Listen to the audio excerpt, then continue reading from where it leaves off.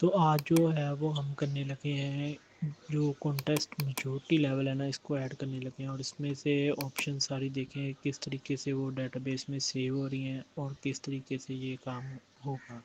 तो इसमें हम यूज़ कर रहे हैं बड़ी प्रोफाइल बिल्डर एक तो, और दूसरा इसमें हम यूज़ कर रहे हैं कॉन्टेस्ट जो होती है हमारे पास प्लगइन एफ कॉन्टेस्ट की।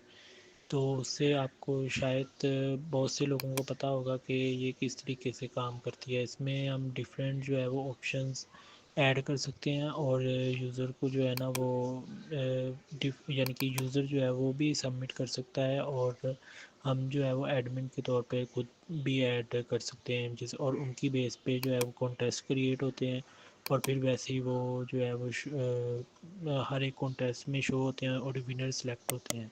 तो हम सबसे पहले फंक्शन डॉट पी फाइल को जो है वो डाउनलोड कर लेंगे और उसमें जो है वो पहले से एक कोड लगा हुआ है उसका, जो हमारे पास फीचर कॉन्टेस्ट ग्रुपिंग कॉन्टेस्ट के लिए है। तो इसी के साथ हम इसी को कॉपी पेस्ट करेंगे और इसमें थोड़ा सा चेंजेस करेंगे, तो देखते हैं ये किस तरह से होगा। सबसे पहले जो है वो हम इसमें से डेटाबेस जो है हमारे पास उसमें से जाके एक कॉन्टेस्ट मैच्योरिटी लेवल के नाम से एक फील्ड और ऐड करेंगे कॉलम, जिसमें से हम सारा वो जो है डाटा गेट भी कर सकें और उसमें सेव भी कर सकें। तो सबसे पहले हम उसी को ऐड करेंगे। तो सबसे पहले हम चेक कर लेते हैं कि किस नाम से वो ऐड करना है। तो इसमें जो है वो हमारे पास रिक्वायरमेंट पे जो है वो कॉन्टेस्ट मैच्योरिटी लेवल के नाम से होगा।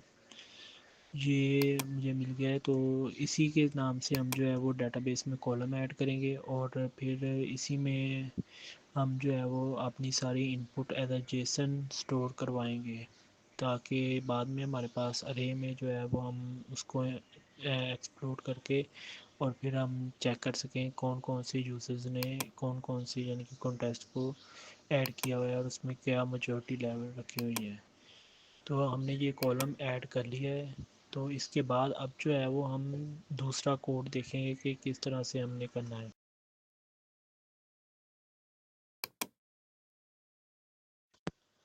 अब जो है वो हम फंक्शन डॉट पी में पहले तो जो हमारे पास होगा डेटाबेस, यानी कि जो हमारे पास होगा ना कॉन्टेस्ट, उसमें से हम गेट कर लेंगे कि कॉन्टेस्ट की मेजॉरिटी लेवल्स कौन कौन से पहले से ऐड हैं, अगर कोई यानी कि ऐड हुए उस जो हमारे पास है जो कॉन्टेस्ट है उसमें। तो हम उससे गेट कर लेंगे और उसको जो है वो फिर सेव करवा के और फिर उसको जो है पहले शो करवाएंगे कि ये जो है ना, यानी कि वो जो हम चेक बॉक्सेस कर रहे हैं कि ये जो है वो सिलेक्टेड है और ये जो है वो उसने सिलेक्ट नहीं किए हुए।